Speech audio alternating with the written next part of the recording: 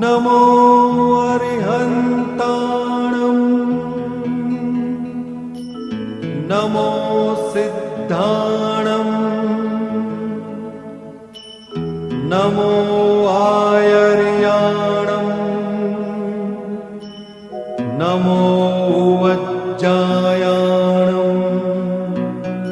નમો લોએ સવ્વસાહુણં.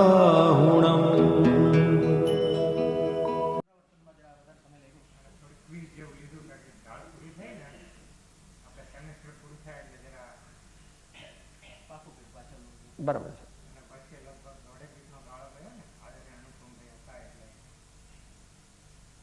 Refreshing.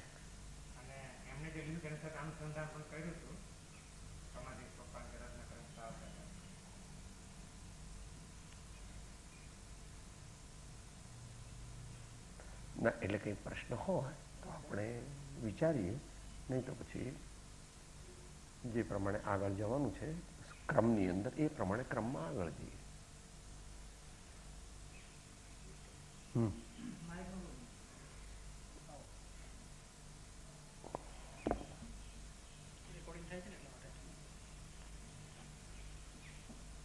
ઓમ. અહીં ત્રીજી ઢાળની શરૂઆતમાં ભાવાર્થમાં એમ આવ્યું કે મિથ્યા દ્રષ્ટિને નિશ્ચય કે વ્યવહાર નહીં હોઈ શકે જ નહીં, માટે વ્યવહાર નહીં પ્રથમ હોય અને નિશ્ચય નહીં પછી પ્રગટે એમ માનનારને નયોના સ્વરૂપનું યથાર્થ જ્ઞાન નથી. એ વિશે જરાક આપ થોડી સમજણ. અહીંયા આગળ કોપી કરી.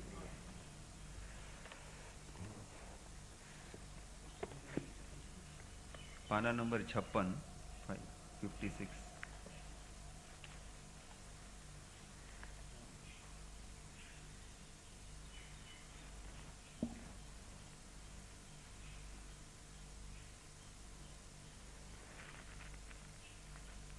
મંગલમય મંગલકરણ વીતરાગ વિજ્ઞાન નમો તાહે જાતે ભયે અરહંત આદિ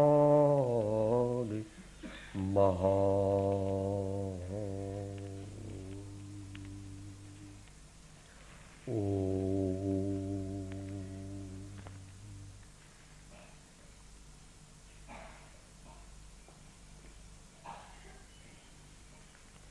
પ્રશ્નોત્તરી. રૂપ ધર્મ વાર્તા પૃચ્છનારૂપી ધર્મ વાર્તા. તેમાં ભાઈ શ્રી અશોકભાઈનો જે પ્રશ્ન છે તે પ્રથમ તો ભાવાર્થમાંથી છે. એટલે ભાવાર્થમાંથી જે હોય તે ભાવાર્થ કરનાર વ્યક્તિનું અંગત મંતવ્ય છે એમ જાણવું જોઈએ.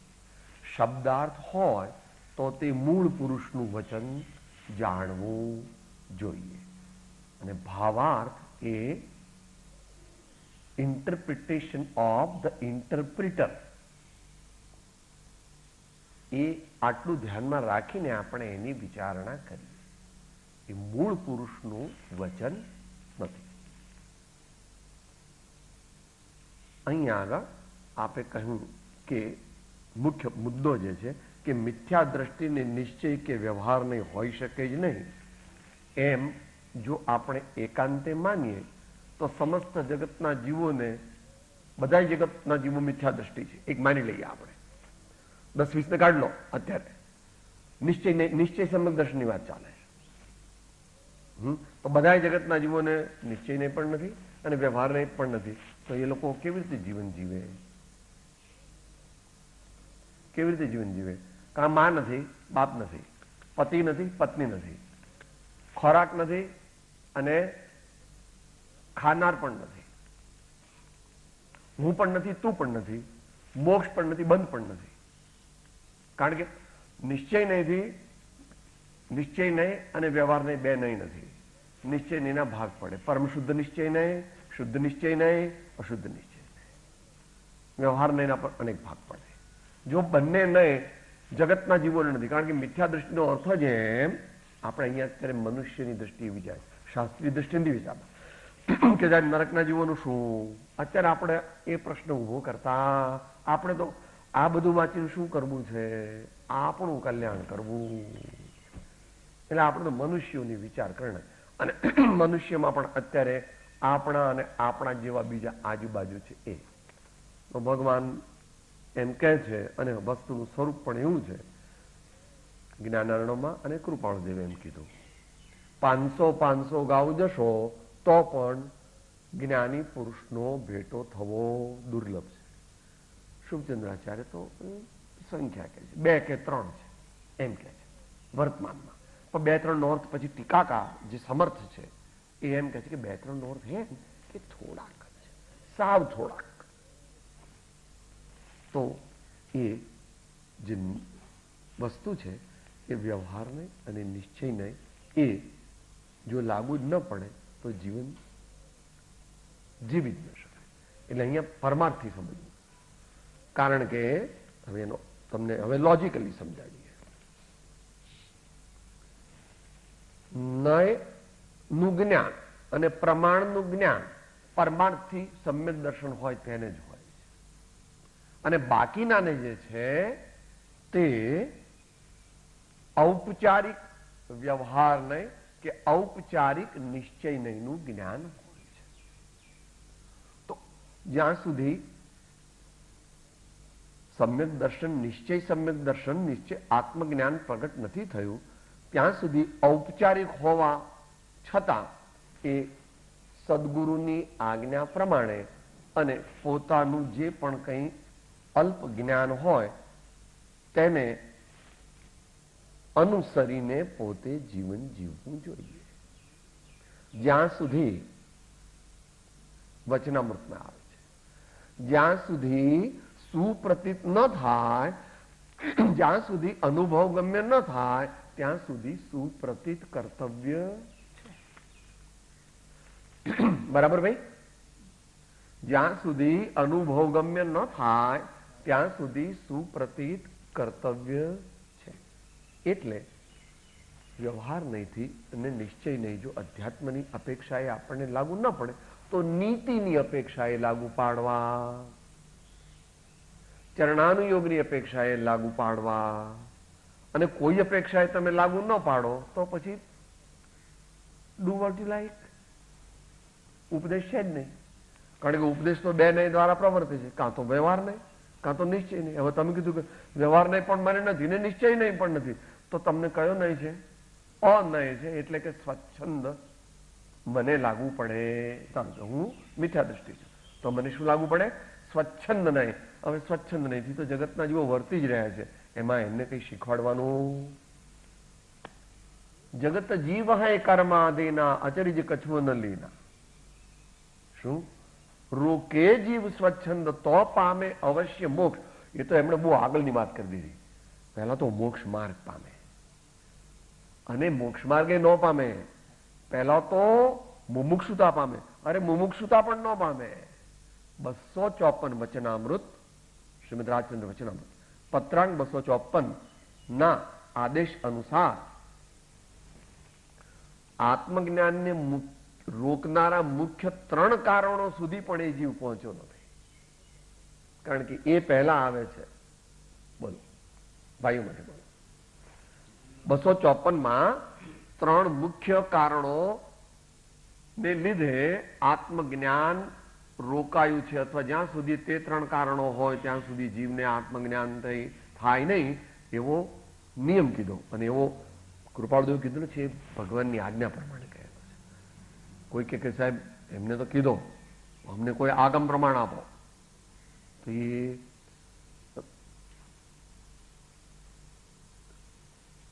કહી દીધા ઉત્તરાધ્યન સૂત્ર વગેરેમાં કીધા છે. શું? અથવા ઉપદેશ સારમાં હરિભદ્ર સુરી મહારાજે કીધા છે, આણાય ધમ્મો આણાય તપ. આજ્ઞાનું આરાધન તે ધર્મ તરફ લઈ જાય છે, આજ્ઞાનું આરાધન તે સાચા તરફ લઈ જાય છે. માટે આપણે કોઈ વિશેષ જ્ઞાની, કોઈ એવા મહાપુરુષની પાસે સત્યને સમજવાનો પ્રયત્ન કરવો જોઈએ. તો અહીં જે નિશ્ચયનું કથન છે, કારણ કે નિશ્ચય એમ કહે છે કે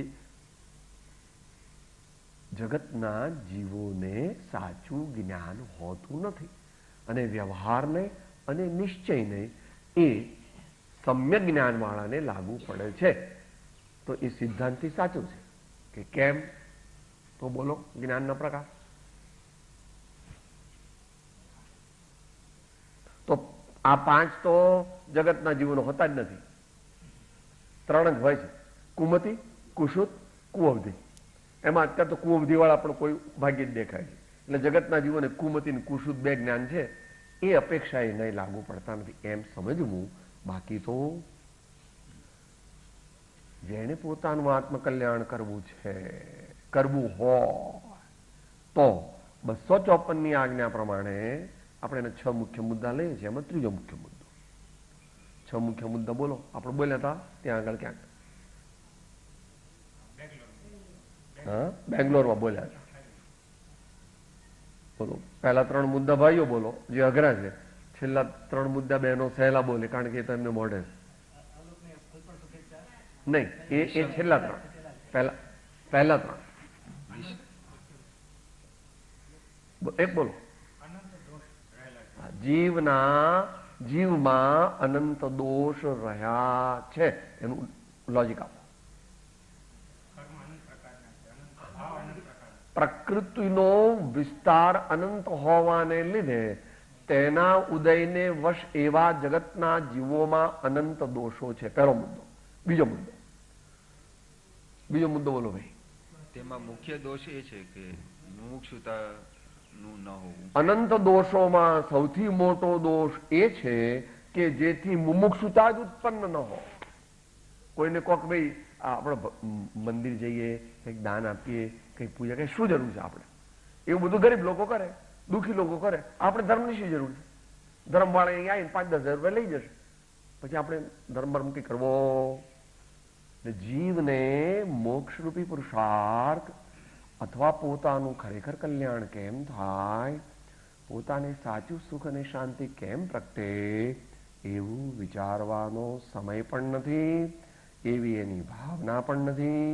અને કોઈ એને જ્યારે કહે ત્યારે તે ઉગ્ર થઈને એમ કહે છે કે હું તમારા જેવો મૂર્ખ નથી કે આટલા બધા મહેલ ને આટલું બધું સુખ સાધન છોડી અને બુદ્ધુ જેવો ક્યાંક ધર્મમાં બેસી જવું, એવો હું તમારા જેવો મૂર્ખ, એમ જગતના જીવો કહે છે. માટે એમ 331માં કીધું છે.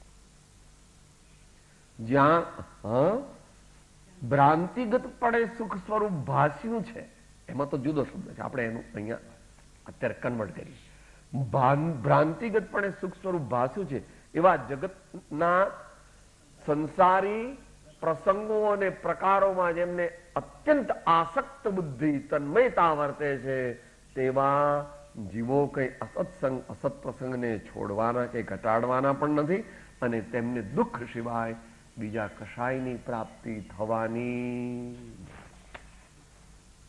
અત્યારે થોડાક દુઃખી છે, કદાચ 10-20-30 વર્ષ પછી વધારે દુઃખી થશે, અને આગામી તો એવું દુઃખ હશે કે જે મારે કે તમારા જ્ઞાનનો વિષય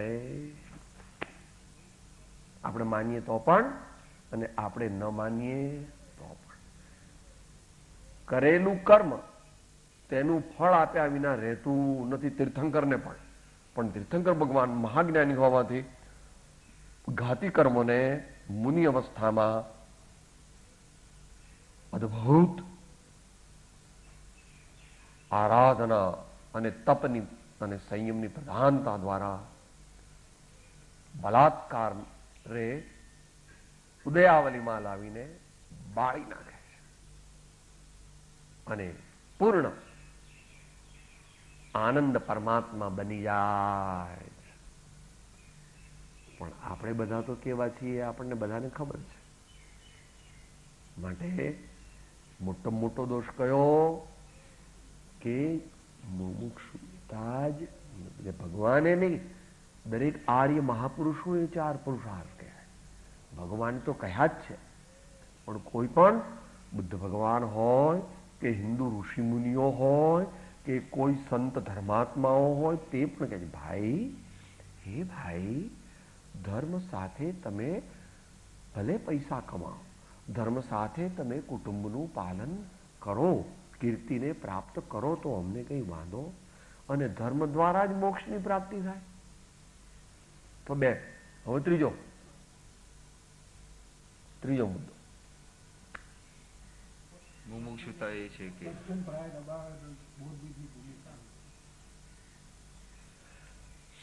જ્યાં પ્રાયે સ્વચ્છંદ દબાયો છે ત્યાં તેટલી બોધ બીજ યોગ્ય ભૂમિકા હોય. ત્રીજો મુદ્દો અહીંયા આવ્યો. પેલા હજુ 3 તો બાકી છે. એ દાદાની તો વાત નહીં, હજુ તો બાબલાની વાત ચાલે છે. એના પપ્પાની એ વાત નથી ચાલતી, બાબલાની વાત ચાલે છે. તો આપણે સ્વચ્છંદથી વર્તીએ અને આપણું કલ્યાણ થાય, આપણને મોક્ષ માર્ગ મળે, એવી આ વિશ્વમાં કોઈ વ્યવસ્થા છે નહીં. કે યાર મને ગુરુની આશીષ મળી જાય, તીર્થંકર ભગવાનની કૃપા થઈ જાય, કે થાય જ નહીં. ભગવાન તો સુપ્રીમ કોર્ટના બધા જસ્ટિસના પણ હેડ છે.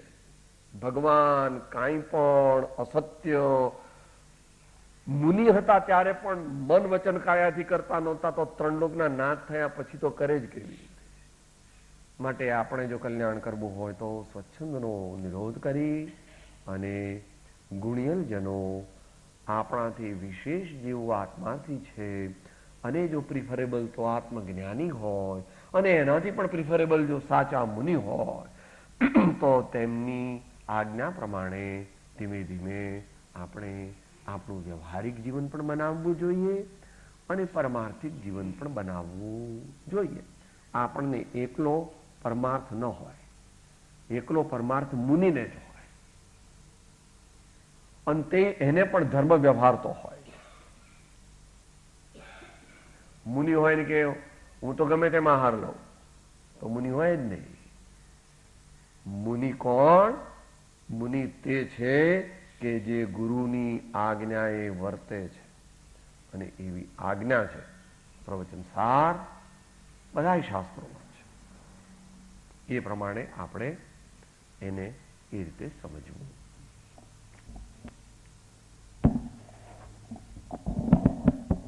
જે ભાવાર્થનો જે પોઈન્ટ નંબર 1 લેવામાં આવ્યો છે અત્યારે, એમાં એકચ્યુઅલી ટોટલી 6 પોઈન્ટ છે, અને ત્યાં આગળ શાસ્ત્રોનો ઉલ્લેખ પણ છે કે આત્મમીમાંસા, પ્રવચનસાર અને મોક્ષ માર્ગ પ્રકાશક. એક ને એક જ વાત જુદા જુદા સ્વરૂપે કહેવામાં આવી છે. આ 3 શાસ્ત્રોનો આધાર પણ લેવામાં આવ્યો છે. એમાં પ્રવચનસાર ગાથા 82 થી 199 એ પ્રમાણે રેફરન્સ આપ્યો છે પેજ નંબર 57માં. 6 મુદ્દા છે ટોટલ. છેલ્લે મોક્ષ માર્ગ પ્રકાશક ગુજરાતી પાનું 253 એ પ્રમાણે લખેલું છે.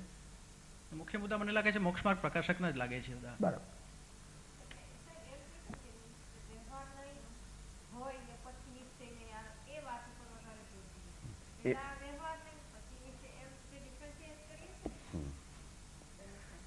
જ્યારે પ્રેક્ટિકલમાં જઈએ ત્યારે તો એ પ્રમાણે જ હોય.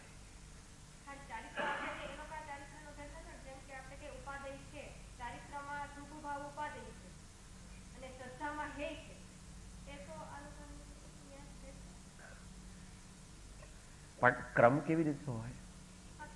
પહેલા એન્ગેજમેન્ટ થાય, પછી મેરેજ થાય, પછી પપ્પા કે મમ્મી થાય. આપણે પપ્પા મમ્મી થઈ ગયા પછી પહેલા પપ્પા મમ્મી થઈ જાવ, પછી આપણે વિચાર. હંમેશા સાધનાનો ક્રમ તો આત્મસિદ્ધિ એમ કે છે કે જે સ્વરૂપ સમજાવીના પામ્યો દુઃખ સમજાવી દે, પછી સેવે સદગુરુ ચરણને ત્યાગી દઈ નિજ પક્ષ. આવું બધું ધારો કે ચાલુ થાય તો એમ વિચારી અંતરે શોધે સદગુરુ યોગ કામ એક આત્મા સનું બીજો નહીં મન. ના, દ્રષ્ટિ તો મિથ્યા દ્રષ્ટિ હોય જ નહીં.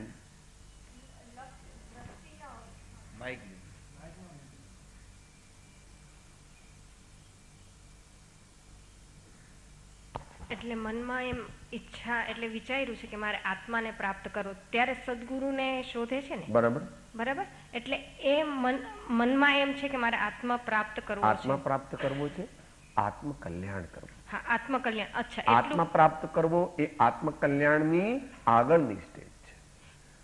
શ્રદ્ધામાં એમ કે મારે આત્મા પ્રાપ્ત કરવો. પણ જ્યારે એકદમ મોટા ભગવાનના ચારિત્ર કે કૃપાળુદેવનું ચારિત્ર એમાં સમ્યક દર્શનનું વર્ણન આવે ને જીવને એમ થાય કે આવા પુરુષ કોઈ હોવા જ જોઈએ, ત્યાર પછી એ બધું શોધે અને એને ખબર છે કે જે મંદ કશાય કે મારા જે ભાવ બનશે એ તો સત પુરુષના ચરણમાં જ આવા બની શકશે.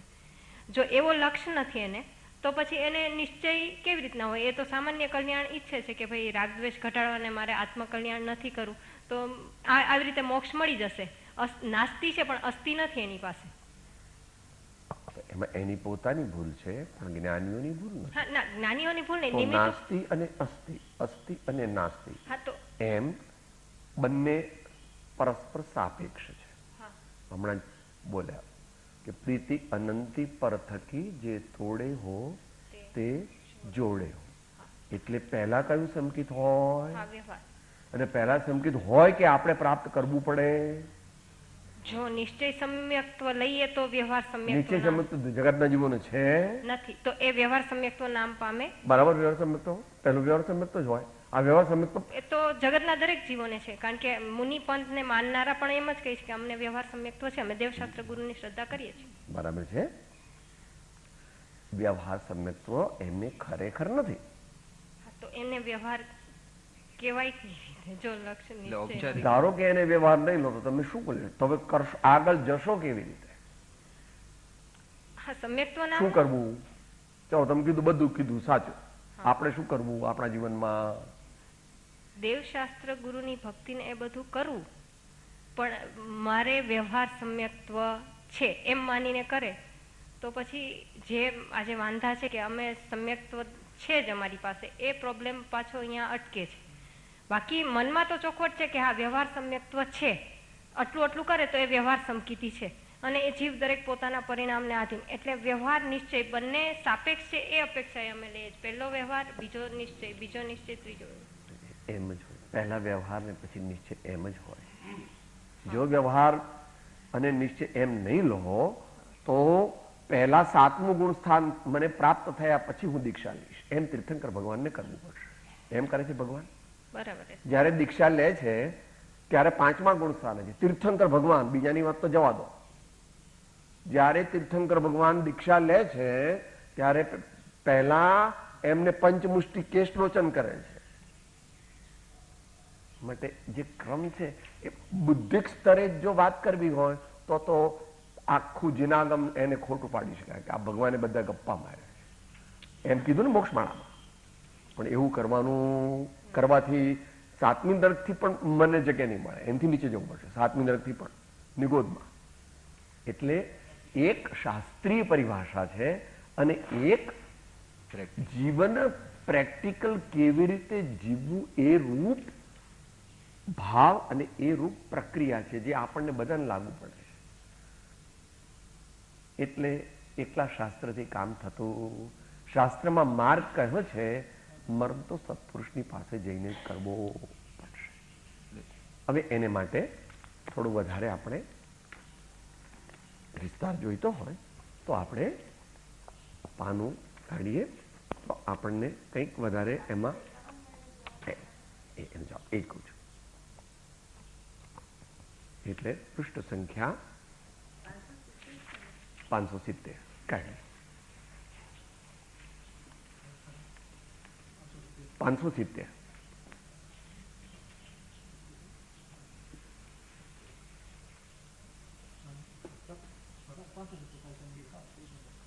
એમાં આપણે ડિટેલમાં જવું નથી. કારણ કે અત્યારે આપણે તો પ્રશ્નોત્તરી રૂપ સ્વાધ્યાય ચાલે છે. શું? પણ પહેલા આત્મસિદ્ધિમાં 3 પ્રકારના સંકિત ઉપદેશ્યા છે. તો ત્યાં વ્યવહાર સંકિત કહ્યું તો આ પ્રકારનું વ્યવહાર સંકિત કહ્યું, પછી બીજા પ્રકારનું સંકિત થયું અને પછી ત્રીજા પ્રકારનું સંકિત થયું. હવે એ ત્રણેયનું પહેલા તો સામાન્ય પરિભાષા બાંધી અને પછી એનો ક્રમ કહે છે. પહેલું સંકિત બીજા સંકિતનું કારણ છે. એટલે આ સામાન્ય કથન છે, થાય જેવો નિયમ નથી. બીજું સંકિત ત્રીજા સંકિતનું કારણ છે, પણ આટલે કહીને અટકતા નથી. આગળ ત્રણેય સંકિત વિતરાગ પુરુષે માન્ય કર્યા છે. ત્રણેય સંકિત ઉપાસવા યોગ્ય છે. સત્કાર કરવા યોગ્ય છે, ભક્તિ કરવા યોગ્ય છે. તો આમાં જે કથન કર્યું છે પ્રમાણથી કર્યું, નિશ્ચય નહીં પણ નહીં અને વ્યવહાર નહીં પણ નહીં, અને જીવન પણ પ્રમાણથી જ ચાલે છે, કોઈ નહીંથી ચાલતું નથી. શું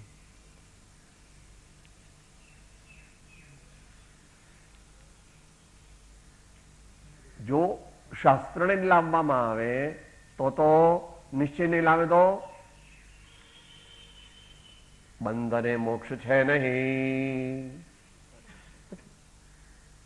અહમ ભોજનમ નૈવ ભોજ્યમ ચ ભોક્તા અથવા અહમ નિર્વિકલ્પો નિરાકાર રૂપો વિભુત્વાચ્ય સર્વત્ર સર્વેન્દ્રિયાણામ સદા મે સમત્તમ ન મુક્તિર ન બંધ ચિદાનંદ રૂપ શિવોહમ શિવોહમ. એ તો શંકરાચાર્યજી મારે કહે છે. અહીંયા આગળ શરૂઆતમાં જ આત્મસિદ્ધિ કહે છે. બંધ મોક્ષ છે કલ્પના ભાખે વાણે માય વર્તે મોહ આવેશમાં શુષ્ક જ્ઞાની તે આહી. તો એકાંત રૂપે એવું માનવાની જરૂર નથી. એકલા શાસ્ત્રોથી આત્મકલ્યાણ થાય નહીં. માટે આપણે પરમાત્માનું સ્વરૂપ જાણીએ. એ પરમાત્માનું સ્વરૂપ નથી, એ મોક્ષ તત્વનું સ્વરૂપ છે. આપણે કોઈ સદગુરુને ભજવાથી મોક્ષ થાય એવું ભગવાન કહેતા નથી, પણ સદગુરુ એટલે પુણ્યાનુબંધી પુણ્ય, સંવર અને નિર્જરા એ તત્વ છે. ભગવાન એવું કહેતા નથી કે આ ગુરુને માનીશ તો સંકિત થશે અને આ ગુરુને માનીશ તો એમ. નમસ્કાર મંત્ર શું કહે છે? એ સર્વ શબ્દ લગાવ્યો છે, પાછળ ઉપર બધી લગાડી દેવું. નમો સબ્બે અરિહંતાણમ, નમો સબ્બે સિદ્ધાણમ, એમ સમજવું. શું એની ઉપરથી એને અંદરમાં લઈ લેવો. માટે એકલી શાસ્ત્રીય પદ્ધતિથી મોક્ષ માર્ગ પ્રાપ્ત થતો નથી. નહીં તો કુંદ સ્વામીએ, અમૃતચંદ્ર સ્વામીએ છેલ્લા 3 નો અભાવ કરી નાખ્યો. જ્યારે એમણે કહ્યું કે અમને આત્મા કેવી રીતે પ્રગટ થયો, તો ત્યાંય પણ પાછો આગમથી એમ નથી કહ્યું. આ તો આખો મોક્ષ માર્ગ સત્પુરુષને જ આધીન છે. ગમે તે તમે મરીને મથી જાઓ ને, પેલો એમણે કીધું ને કે એમને આગમથી એમનો આત્માનો વાંચ તો ખરો આખો. શું કહે છે? ઇહ કિલ સકલોદ ભાષિત સ્યાદ પદ મુદ્રિત શબ્દ બ્રહ્મ ઉપાસન જન્મ. શાસ્ત્રોની મેં ઉપાસના કરી છે, મેં શાસ્ત્રો વાંચ્યા છે એવું નથી કહેતા. બહુ માર્મિક છે. જગતના જેવો ઉપવાસ કરે છે એ વ્યવહારિક ઉપવાસ છે, અને જ્ઞાની ધર્માત્મા અને મુનિઓ કરે સાચા તે સાચો ઉપવાસ છે. આત્માનો લક્ષ્ય રાખી અને 4 પ્રકાર છોડી 609 મુદ્દો 10 મિથ્યાગ્રહ, સ્વચ્છંદ, પ્રમાદ અને વિષય લોલુપતા છોડીને જેમ સત્સંગની આરાધના કરવાની છે, તેમ આ 4ને છોડીને આગમની, શાસ્ત્રની પણ ઉપાસના કરવાની છે. પણ તેટલા માત્રથી આત્મા નહીં મળે, પોતાને પણ નથી મળે એમ કે છે. પછી કે છે સુયુક્તિનું અવલંબન. એ તો બહુ ઘણું, એ તો મોટા પુરુષ છે એટલે એમનું અલૌકિક દિવ્ય વાણી છે. આપણે તો એનો 1,00,000મો ભાગ પણ પહોંચી શકીએ એમ છીએ. સુયુક્તિ આગળ ને પોતાની બુદ્ધિ પાછળ. હું કઈ જ નથી. ભગવાનની વાણીમાં જે સત્ય કહ્યું છે તે મારે સમજવું છે. હે પ્રભુ મને સમજાવો, એમ કરીને સુયુક્તિ. એટલાથી પણ નહીં, તીર્થંકરથી એમણે તો પોતાની લીધી છે ગુરુ પરંપરા. નિર્મલ વિજ્ઞાન ઘન અંતર નિમગ્ન. પર ગુરુ એટલે તીર્થંકર, અપર ગુરુ એટલે ગણનાર, અને પરાપર ગુરુ એટલે એમના જે આચાર્યોની પરંપરા ચાલી આવી ને પોતાના ગુરુ સુધી તેમનો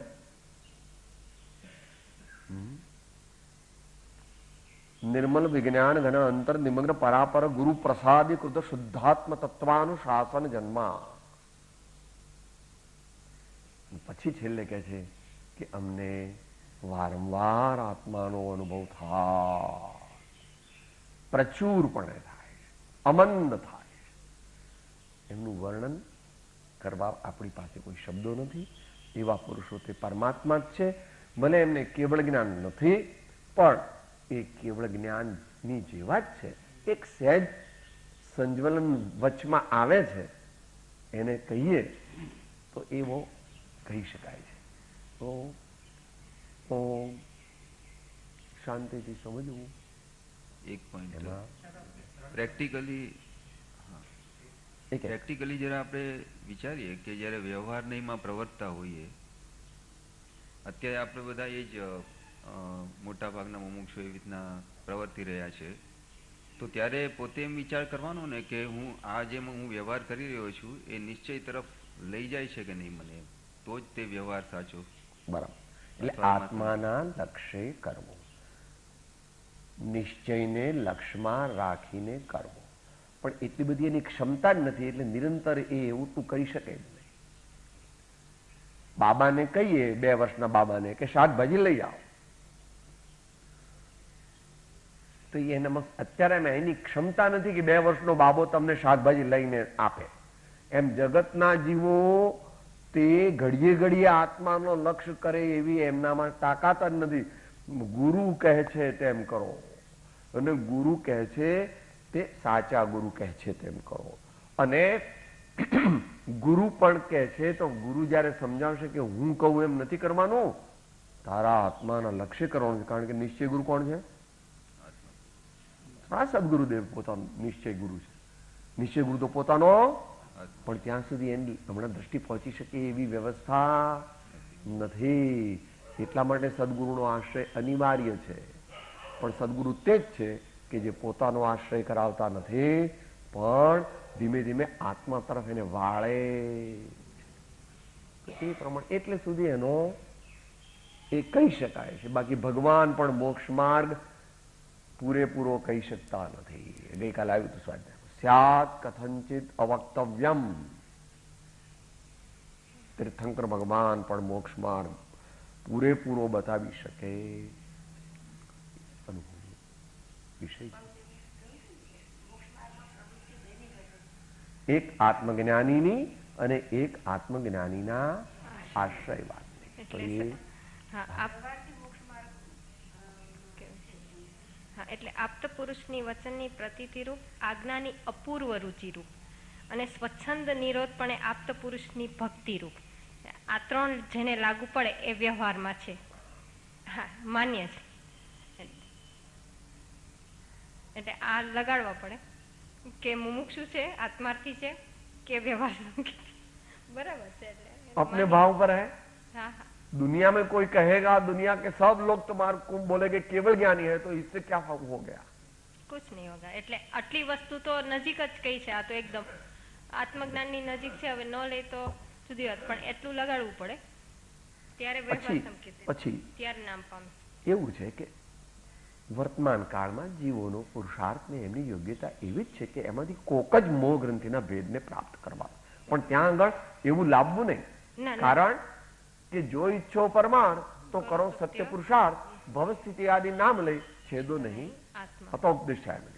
કે આજકાલ અજ્ઞાનીઓ મોક્ષ નથી એમ કહીને જગતના જીવોમાં નિરાશા ઉપજાવે છે કે ભાઈ શું કરીએ, પંચમકાળ છે એટલે અત્યારે મોક્ષ માર્ગ નથી, હવે જયારે આપણે મરી જઈશું પછી સિમંદર સ્વામી પાસે જઈશું અથવા મરી જઈશું પણ મહાપદ્મ તીર્થંકર પાસે જઈશું ત્યારે આપણે મોક્ષ માર્ગની વાત ને એની ચિંતવના અને એની શ્રદ્ધા કરીશું. અત્યારે તો જેમ કરીએ જેમ જીવીએ છીએ તેમ જીવો.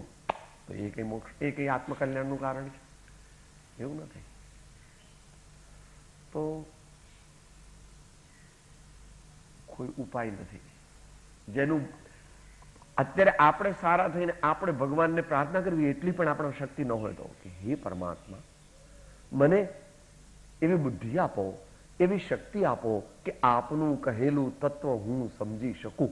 ભલે હું બુદ્ધું છું, હું નીચ છું, દુષ્ટ છું, પાપી છું, તો પણ મારો ભાવ તો એવો છે કે આપની વાત મને સાચી લાગે છે. કેમ સાચી છે હજુ મારો અનુભવ નથી થયો, પણ આપ નિસ્પૃહ છો, વિતરાગ છો, સર્વ જગતના વિના કારણ બંધુ છો. તમે કાંઈ ફી તમારા ક્લાસમાં લેતા, તમે કોઈને એવી કોઈ પાસે કોઈ વસ્તુ માગતા, તમે કોઈ બધું મને આપી દો, મને આ બધું આપો તો હું તમને ઉપદેશ આપું, એવું કંઈ કહેતા. અને તમને જોઈને જ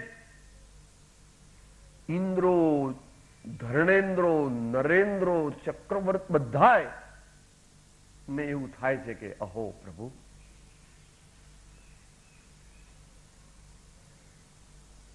તો એ પ્રમાણે ધીમે ધીમે ધીમે ધીમે નિશ્ચય કરવું કે ભગવાન એટલે મહાવીર કે પારસનાથ કે સિમંદર કે મહાપદ્મ એમ નથી, પૂર્ણ શુદ્ધ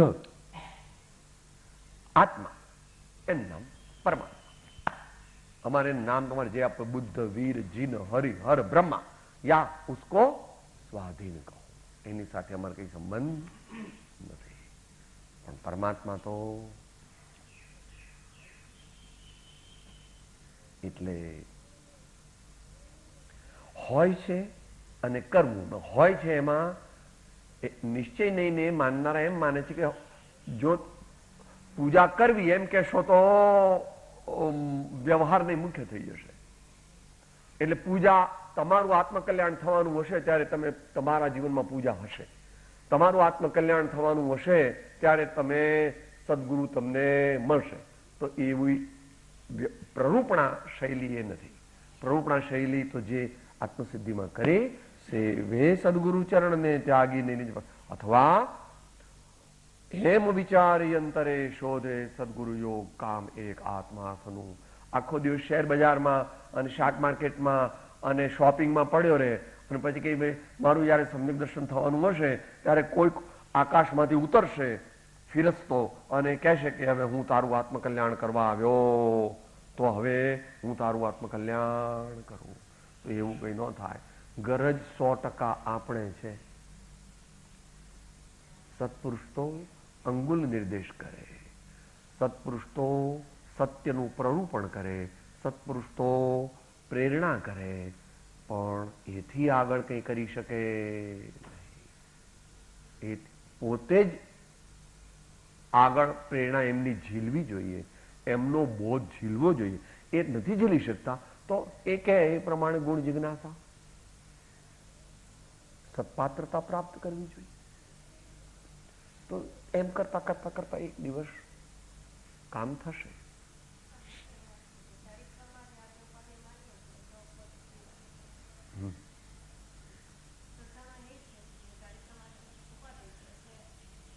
પણ એ પણ નહીં, કોને લાગુ પડશે? સમ્યક દ્રષ્ટિને જ લાગુ પડશે. એમ નહીં. અને પછી જે બાકી જે છે એ તમે માનેલા દેવ ગુરુ કે ધર્મ કહે છે એટલે તમે માનો છો, પણ તમને લાગુ પડતું નથી, કારણ કે તમે તો મિથ્યા દ્રષ્ટિ છો.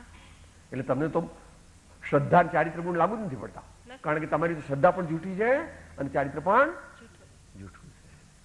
એટલે ત્યાં પછી infinite doubts will be created and infinite arguments will be created. એટલા માટે એટલે અજ્ઞાની માટે તો શ્રદ્ધા જેવી વસ્તુ કેવી રીતે મેન્ટેન કરી શકે? એમને તો જે કરવાનું છે એ લક્ષ્ય જે આપણે કહીએ છીએ દ્રષ્ટિ કે લક્ષ્ય, એ બધું તો એમના ખાતામાં જ, ઔપચારિક જ ખાતામાં જ હશે. ઔપચારિક ખાતામાં જશે, પણ પરમાત્મા જો વીતરાગ ને શાંત મૂર્તિ હોય, સદગુરુ જો આત્મજ્ઞાની અને નિસ્પૃહ હોય, અને ધર્મ જો અનેકાંતમય હોય, તો એમનું ધ્યાન કરતા કરતા સત્પાત્રતા પ્રગટે છે. કોઈ જીવ પ્રથમ આત્માનો લક્ષ 3 કાળ 3 લોકમાં કરી શકે નહીં. કોઈ પણ જીવ એટલે જગતમાં જીવ પહેલા કોનું ધ્યાન કરે?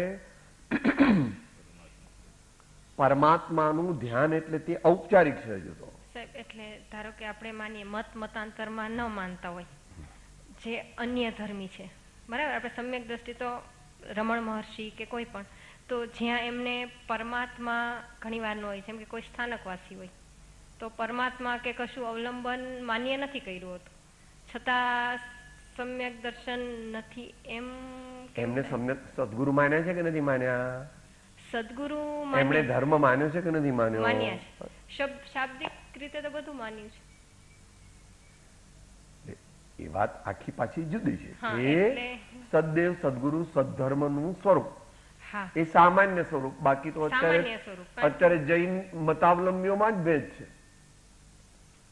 એટલે એનો પછી એટલે infinite doubts will be continue and infinite discussion will continue. વર્તમાન મહાવીરના ઉપાસક જેઓ પોતાને માને છે તેઓને એકરૂપ દેવ નથી, એકરૂપ ગુરુ નથી અને એકરૂપ શાસ્ત્ર પણ નથી.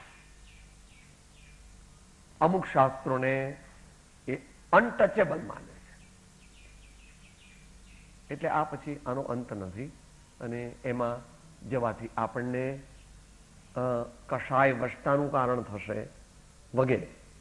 એટલે આમાં જે 375માં જે શાસ્ત્રોનું વર્ણન કર્યું છે એ સામાન્ય રીતે માન્ય કરવાથી આપણા ઘણા બધા પ્રકારના પ્રોબ્લેમ્સ પૂરા થાય એવું એમાં છે કે શેમાં છે? પહેલો આ પેરેગ્રાફ છે ને, એટલા ને આપણે અત્યારે બે જ લઈ શકીએ, બાકી તો કોઈ ઉપાય નથી. વાંચો ભાઈ, ગમે ચંદ્રકાંત વાંચો. જીનાગમ છે તે ઉપશમ સ્વરૂપ છે. જીનાગમ છે તે ઉપશમ સ્વરૂપ છે.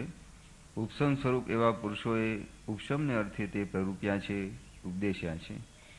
તે ઉપશમ આત્માર્થે છે, અન્ય કોઈ પ્રયોજન અર્થે નથી. આત્માર્થમાં જો તેનું આરાધન કરવામાં ન આવ્યું તો તે જીનાગમનું શ્રવણ વાંચન નિષ્ફળ રૂપ છે. એ વાર્તા અમને તો નિસંદેહ યથાર્થ લાગે છે.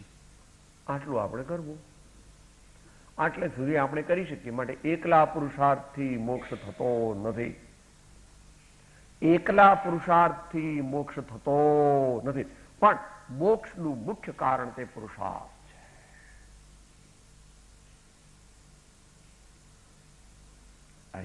विश्व व्यवस्था जब कही जाएगी तो वो सिद्धांत की अपेक्षा कही जाएगी और साधना कही जाएगी तो अध्यात्म पद्धति से कही जाएगी.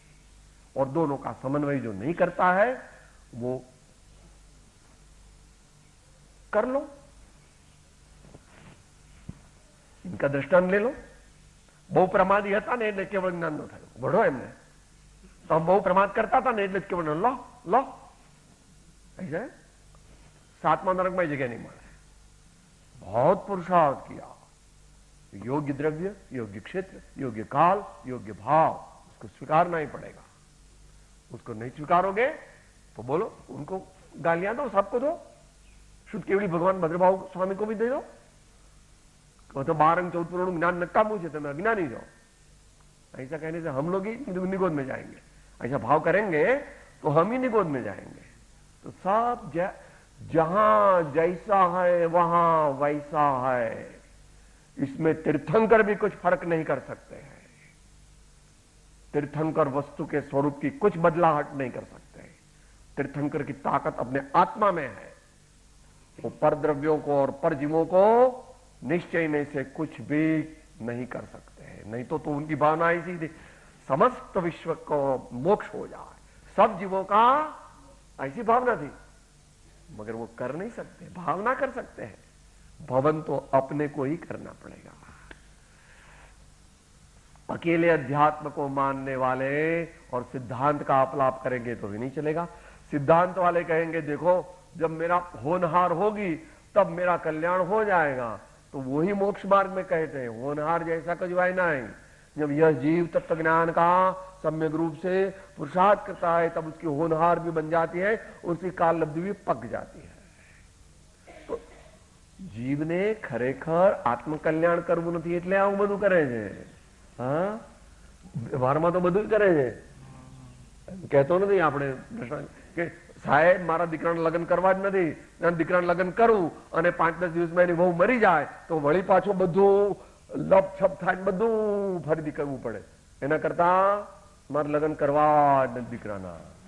તો આજ્ઞા शास्त्र से विरुद्ध है. शास्त्र में ऐसा कहा है गृहस्थ की यह जिम्मेवारी है कि अपनी संतति स्वच्छाचारी न बने, इसलिए उनका सुयोग्य विवाह संस्कार करना यह गृहस्थ की फर्ज है या उसकी व्यवस्था बनाना. समझो वैराग्य हो गया और आपका लड़का 3 साल का है तो क्या करना, तो इसके चाचा को, इसके मामा को, इसकी माँ को, इसके भी कहना भाई ऐसा मेरी विरक्ति अत्यंत हो गई है, मैं माफी चाहता हूं आपकी, मेरा इतना काम कर देना, आप मेरे मित्र हैं, आप मेरे भाई हैं व्यवहार से, आप मेरी पत्नी है, तो आप इनका व्यवहार अगर उनको करना है तो कर देना.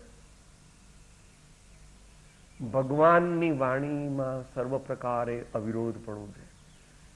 આપણી દ્રષ્ટિમાં દોષ હોવાને લીધે આપણે ભગવાનની વાત સમજી શકતા નથી, પણ તેથી ભગવાન ખોટા થઈ જવાના કે ધર્મ ખોટો થઈ જવાનો એવું નથી. અત્યારે કોઈ નથી માનતું ભગવાનની વાણી. આટલો આતંકવાદ ચાલે છે, આટલું બધું ચાલે છે, બધું ચાલે છે, ત્યારે બધા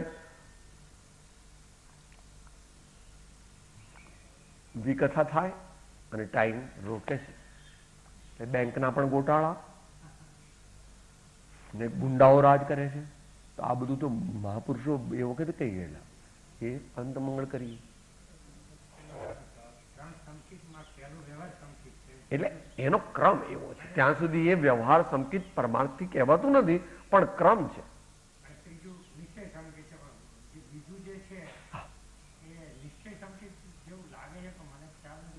ના, એટલે એ વિશે કંઈ કહી શકાતું નથી.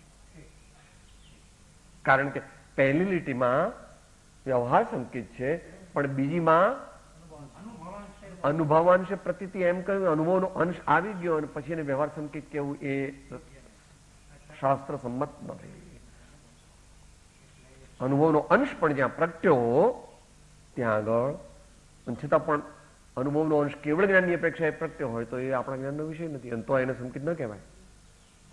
સ્પષ્ટ કીધું છે ભાઈ, સ્પષ્ટ અનુભવ.